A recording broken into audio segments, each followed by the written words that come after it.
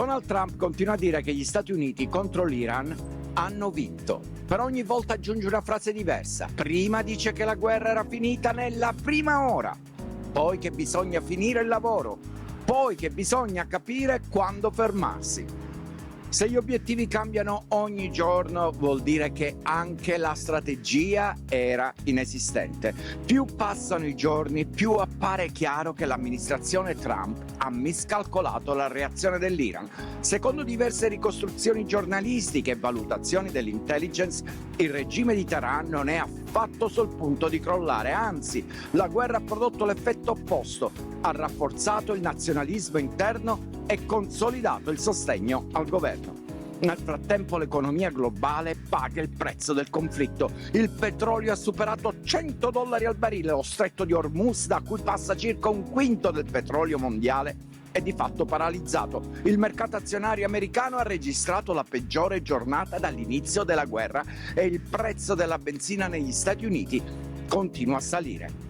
Tradotto, la guerra buca le tasche degli americani e il conto cresce rapidamente anche per il bilancio federale. Secondo il Pentagono, i primi 13 giorni di guerra sono già costati $11 miliardi. Intanto un'inchiesta del New York Times ha ormai stabilito che il missile che ha colpito la scuola elementare femminile di Minaf, nel sud dell'Iran, era americano. Nell'attacco sono morte oltre 170 persone, in gran parte bambine.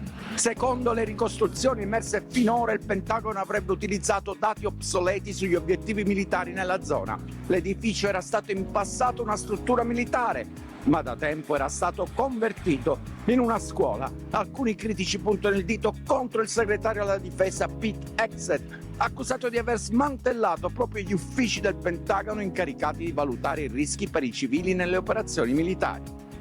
Negli ultimi giorni, i canali ufficiali dell'amministrazione Trump hanno pubblicato una serie di video surreali sui social. Scene tratte da film come Gladiator o Braveheart, immagini di bombardamenti reali mescolate graficamente ai videogame, missili che colpiscono bersagli con contatori di punti sullo schermo. In uno degli ultimi video la Casa Bianca ha persino inserito immagini di partite di football americano, montate come se le mete segnate dai giocatori fossero equivalenti agli attacchi missilistici sui bersagli iraniani. Un paragone che ha provocato proteste immediate tra giocatori e commentatori sportivi. Secondo il britannico Guardian, questi video sono creati per parlare a una nicchia molto specifica, giovani uomini della destra online americana. E tutto questo accade mentre la stessa amministrazione Trump ha indebolito la diplomazia americana, proprio lo strumento che serve anche durante le guerre. La politologa della Columbia University Elizabeth Saunders lo ha spiegato chiaramente in un articolo. La diplomazia è uno degli strumenti che permettono di gestire una guerra e soprattutto di farla finire.